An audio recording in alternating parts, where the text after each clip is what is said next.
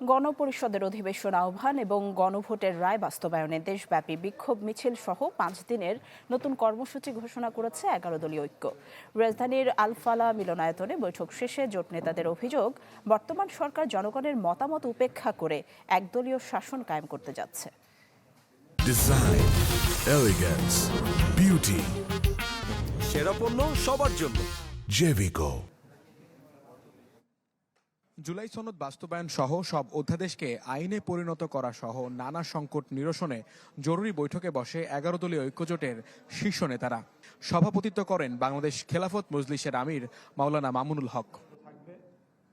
দীর্ঘ 2 ঘন্টার বৈঠক শেষে আগামী 9 এপ্রিল থেকে 5 দিনের কর্মসূচি ঘোষণা করে 11 দলীয় জোট। জনরায় বাস্তবায়ন না হওয়া পর্যন্ত রাজপথে থাকার হুঁশিয়ারি তাদের। 11 এপ্রিল দেশের সকল মহানগরীগুলোতে এই দাবি আদায়ের লক্ষ্যে বিক্ষোভ কর্মসূচি পালিত হবে। 12 এপ্রিল সকল জেলায় বিক্ষোভ কর্মসূচি পালিত হবে। 13 এপ্রিল ঢাকায় ডিপ্লোমা ইঞ্জিনিয়ার্স ইনস্টিটিউশনের মুক্তিযোদ্ধা হলে জাতীয় সেমিনার হবে। সরকার সংবিধানের দোহাই দিয়ে জুলাই সনদ বাস্তবায়ন নিয়ে জনগণকে বিভ্রান্ত করছে বলে অভিযোগ করেন জামাতের সেক্রেটারি জেনারেল মিয়া গোলাম পরোয়ার। বলেন, সংখ্যাগরিষ্ঠতার জোরে ফ্যাসিবাদ কায়েমের পথে হাঁটছে বিএনপি।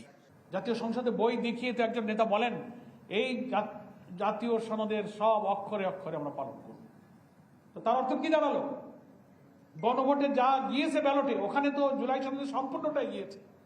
তো অক্ষরে অক্ষরে মানেন, তাহলে 10টা নোট অফ ডিসেন্ট বাদ দেন। 5 কোটি মানুষ ভোট দিয়ে আপনার নোট অফ ডিসেন্টকে কিন্তু খারিজ করে দিয়েছে। তা মানেন না, শুভঙ্করের ফাঁকি দিয়ে জনগণকে ভুল বুঝাচ্ছেন যে আমরা সব মানব। গণভোটের রায় বাস্তবায়ন না হওয়া পর্যন্ত এই আন্দোলনকে আমরা গ্রামে গঞ্জে শহরে নগরে ইনশাল্লাহ আমরা ছড়িয়ে দেব। এ সময় জ্বালানি সংকট সহ সরকার পুরনো তথ্য প্রযুক্তি আইন ব্যবহার করে বিরোধী মত দমনের চেষ্টা করছে বলেও অভিযোগ করেন জোট নেতারা। মুহাজির হক, চ্যানেল 24, ঢাকা।